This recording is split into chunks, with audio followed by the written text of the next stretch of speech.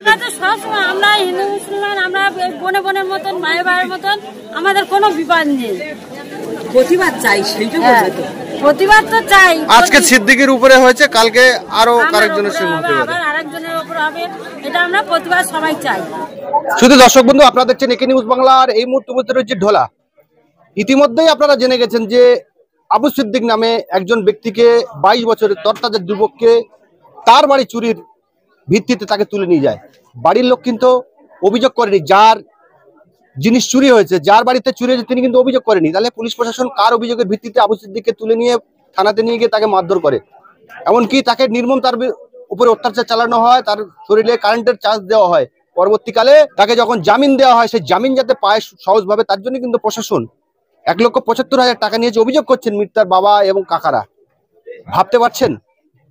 আমরা উপস্থিত হয়েছি একদম আবু সিদ্দিকের বাড়ি এবং এলাকার যারা আশপাশের মানুষ, হিন্দু মুসলিম জৈন খ্রিস্টান যারা রয়েছে, তাদের প্রতিক্রিয়া নেওয়ার চেষ্টা করবো যে আবু সিদ্দিক মূলত কেমন স্বভাবের ছিলেন, এলাকায় তার কেমন পরিচিতি ছিল, এলাকার মানুষ তাদেরকে কেমন ভাবে দেখতেন। এই প্রসঙ্গে আমরা এলাকার মানুষের সঙ্গে কথা বলে নেওয়ার চেষ্টা করবো। খুব ভালো ছিল, ছেলেটাও ভালো। কিন্তু আমরা শুনতে পাচ্ছি কিছু মানুষ বলছে যে সে নাকি এইরকমই চুরি চামারি মাঝে মাঝে করতো। এরকম না না, কোনো চুরি চামারি করতো না। যে সিদ্দিক, যাকে লাশ তোলা হচ্ছে দ্বিতীয়বার ময়নাতদন্ত করার জন্য, এই ছেলেটা কেমন ছিল? ভালো ছিল, খুব সুন্দর ছেলে, এরকম সৎ ছেলে কেউ ছিল আমাদের চোখের সামনে। ওর বাবারাও সৎ, আমাদের সঙ্গে সবসময় কথাবার্তারা বৌদি ভালো আছে, আছে সবাই। যখন পুলিশ ওদেরকে ধরে নিয়ে যায় সিদ্দিককে, তখন আপনারা কি জানতে পেরেছেন? না, আমরা রাত 1টার সময় নাই নিয়েছে, আমরা জানি না, আমাদের বাড়ি ওই দিকটা, আমরা জানতে পারি। তারপর দিন সকালে বলতেছে ওদের সব তুলে নিয়ে গেছে, ওরা চুরি হয়েছে, ওদের ঘর এই তুলে নিয়ে গেছে, এইটা জানতে। ছেলেটা কেমন ছিল? ভালো ছেলে ছিল, আমাদের ছেলেদের সঙ্গে একসঙ্গে খেলাধুলা করতো। তারপরে এখান থেকে ওরা চলে গেল, তারপরে আসলো এখানে, ওদের বিয়ে ছিল, মার অপারেশন ছিল, ওই জন্য আসলে তারপর আমরা শুনছি ওদের ঘরে চলে গেছে।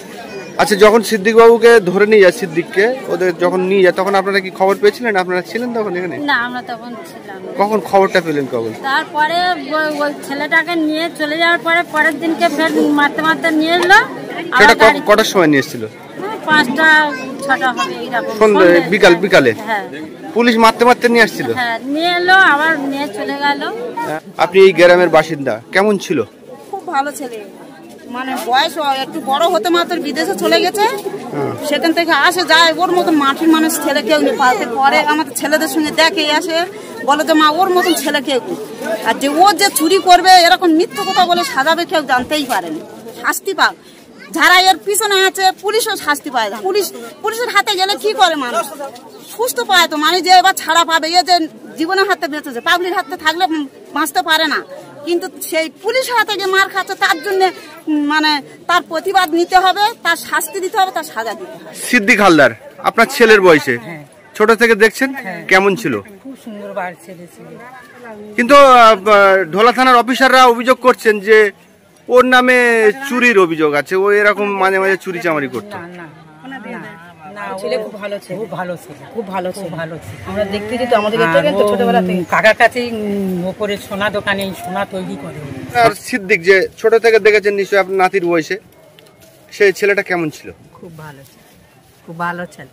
এই সিনে করবে হলো, বয়স হয়নি, ছেলে মানুষ বলছে, প্রশাসন বলছে যে ও এরকম চুরি চামারি করতো, ওর নামে অভিযোগ আছে এরকম। না না, ও কেউ বলতে পারবে না আমাদের দেশে। না, ছেলে খুব ভালো ছেলে, কোনো ইয়ে ছিল, আমরা দেখতে যেত এসে থেকে তোমার বিয়ে হয়েছে, ধরো 13-14 বছর বিয়ে হয়েছে, আমরা দেখতে ছেলে খুব ভালো ছেলে, কোনো খারাপ দেখিনি এখনো পর্যন্ত, খুব ভালো ছেলে ছিল। যারা মানুষের নিরাপত্তার জন্য তাদের মাইনে দেওয়া হয়, তাদের হাতে মানুষ মরে যাচ্ছে। হ্যাঁ, তাহলে তারা কি বিশ্বাসটা করে পুলিশদের বলো? আজকে সিদ্দিকে হয়েছে, কালকে আরো বাড়িতে হতে পারে তো। খুব ভালো ছেলে ছিল, খুব নিরীহ, ঠান্ডা, চুরি চামারি কিচ্ছু না। ছোট থেকে আমরা দেখে আসছি তো, আর কি বলো, তাদের শাস্তি হোক সেটাই চাই তো সবাই মানুষ। আবু সিদ্দিক হালদার অত্যন্ত ভদ্র ছেলে, ও বাইরে থাকে, ওর মায়ের অপারেশনের জন্য ও এখানে এসেছিল, ওর মায়ের গলব্লাডারে পাথর পড়েছিল, সেই জন্য এসেছিল। ওর কাকার বাড়ি বাইরের ছেলেরা চুরি করে, পুলিশ কিন্তু ওদের তুলে নিয়ে যায়। আচ্ছা, কি কারণ বলুন তো পুলিশ ওদের তুলে নিয়ে গেল? কারণ সম্পূর্ণ রাজনৈতিক চাল, আমরা এখন যেটা বুঝতে পারছি। রাজনৈতিক চাল বলতে আমি বুঝলাম না ঠিক করে, এদের কি কোন দলের ইনভলভ আছে এর মধ্যে? এর মানে পরে যেটা দেখলাম যে দলের ইনভলভ আছে, সেটা তো আমরা সরাসরি বলতে পারছি না, কারণ আমরা বললে সরাসরি নাম করে আমাদেরও থাকার মুশকিল হয়ে যাবে। এই অবস্থা, এই পরিস্থিতি, যার জন্য আমরা এখনো মানে সম্পূর্ণ নাম করে মুখ খুলতে পারছি না। পুলিশ তো এখন গুন্ডা হয়ে গিয়েছে।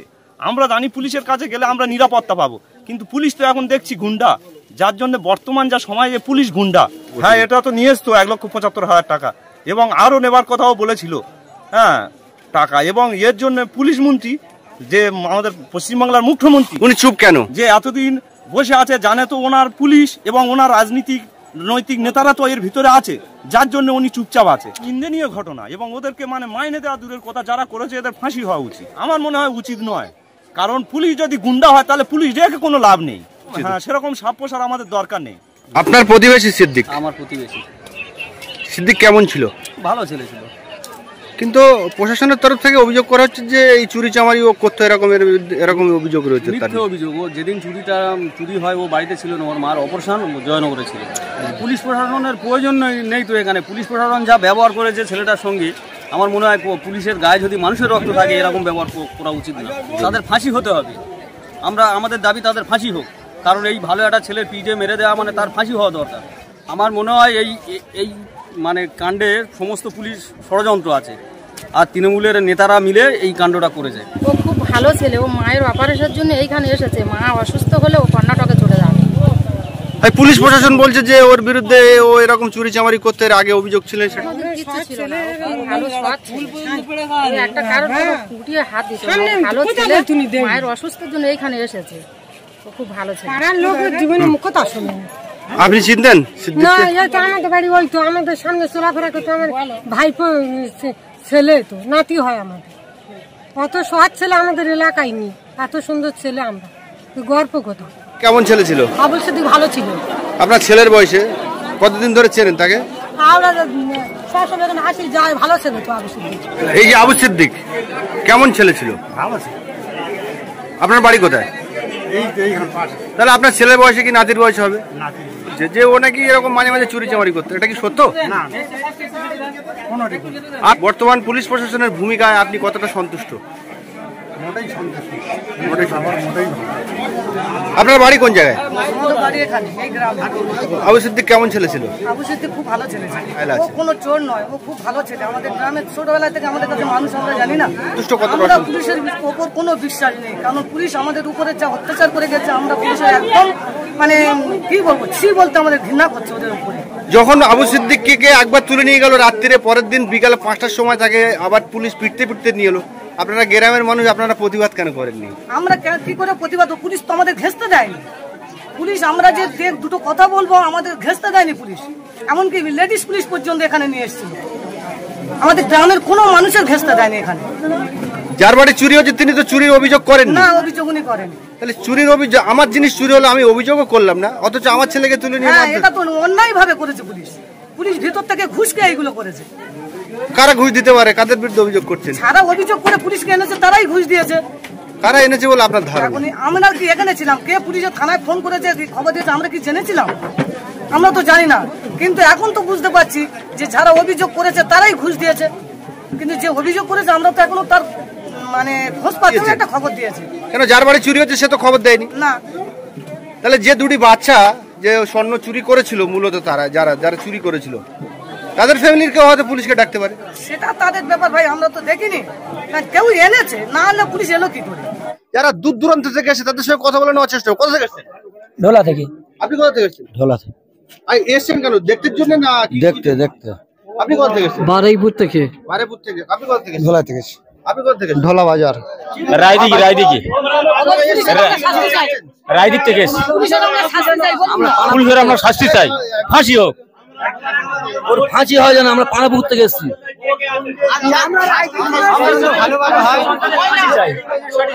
রাজদীপ সরকারের ফাঁসি চাই আমরা। রাজদীপ সরকারকে আমরা ফাঁসি চাই। হ্যাঁ, জয়নগর থেকে আমরা এসেছি। আমরা ওই যে ওকে মার্ডার করেছে যে পুলিশ, ওকে ফাঁসি চাই। এটাই আমাদের মনের আশা, আমাদের ইচ্ছা। হ্যাঁ, ওকে ফাঁসি চাই। অত্যাচার করা হয়েছে, ঠিক ওইভাবে ওকে মারতে হবে। আমি গোয়াদবেট থেকে এসেছি। যে পুলিশ তুলে নিয়ে গেছে, যারা ওনাকে তুলে নিয়ে গিয়ে পিটতে পিটতে মেরেছে। আজ পিছনে যারা ওনার হাত আছে তারাও যেন প্রত্যেক যেন সবার অ্যারেস্ট হয়, আমরা মুখ্যমন্ত্রীর কাছে আমরা আবেদন করছি। আমরা চাইছি ধামাচাপা না দিয়ে পুলিশেরও তদন্ত হোক, যারা এর পিছনে আছে তাদেরও যেন হোক, আমরা যেন জানতে পারি, এটি আমাদের আবেদন।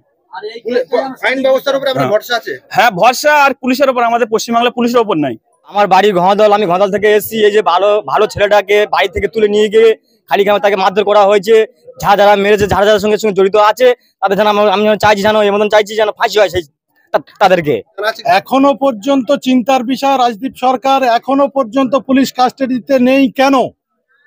যিনি মূল অভিযুক্ত রাজদীপ সরকার এবং ঢোলা থানার আইসি, এখনো পর্যন্ত কাস্টাডিতে থাকা দরকার তাদেরকে, এখনো সেটা কাস্টাডিতে নেই। এটা রাম রাজত্ব চলছে। পশ্চিমবঙ্গ সরকার এর সঠিক বিচার করবে না, কোর্টের উপরে আস্থা আছে। আমরা চাই দৃষ্টান্তমূলক শাস্তি হোক, যারা যারা এর সঙ্গে জড়িত। নিরপরাধ বাচ্চাকে নৃশংসভাবে খুন করার জন্য আমরা দৃষ্টান্তমূলক শাস্তি চাই। আমরা বিচার কোথায় পাবো? প্রশাসন তো প্রশাসন নয়, প্রশাসন দলদাস। প্রশাসন নয়, প্রশাসন হচ্ছে একটা রাজনৈতিক দলের দলদাস। প্রশাসনের মতো কাজ করছে না। প্রশাসন একটা রাজনৈতিক কোনো এক ব্যক্তির সঙ্গে জড়িত হয়ে, নেতা নেত্রীদের সঙ্গে জড়িত হয়ে অপরজনের উপরে টর্চার, তাদের মৃত্যু। এই দেখুন, এই একটা 22 বছরের তত্ত্বাবধায়ক যুবকের নৃশংসভাবে খুন করা হলো কেন? এর বিচার এখনো পর্যন্ত আমরা পাচ্ছি না। পাবো কি তার ঠিক নেই। পশ্চিমবঙ্গ পুলিশের উপর কোনো ভরসা নেই। যদি কোর্ট বিচার করে থাকেন তো আমরা সঠিক বিচার পাবো। অবশ্যই নীরব থাকবেন তো তিনি।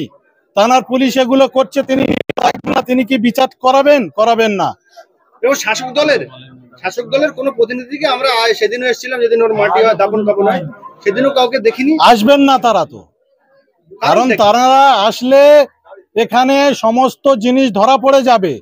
কে করেছে, কোথা থেকে হয়েছে, কারা করিয়েছে, সমস্ত জিনিস ধরা পড়ে যাবে। তাই শাসক দলের কেউ এখানে আসছেন না। আরো মরে যাবে, আরো মারবে। বিচার নেই এখানে, আইনের শাসন নেই এখানে, আইনের শাসন নেই। তাই একের পর এক এই ঘটনা ঘটছে, আরো ঘটবে, শুধু আমাদের দেখতেই হবে। আমরা শুনেছি মিডিয়াতে যে ঢোলা থানার কোনো আধিকারিক এই কাজের সঙ্গে যুক্ত থাকতে পারবেন না, কিন্তু এখন এসে দেখছি ঢোলা থানার প্রচুর পুলিশ এখানে। কেন? তাহলে কোর্টের যে গাইডলাইন মানছে না, মানবে কি করে মানবে? কোর্টের গাইডলাইন তো মানেই না পুলিশ। পশ্চিমবঙ্গ সরকারের গাইডলাইন মেনে চলে।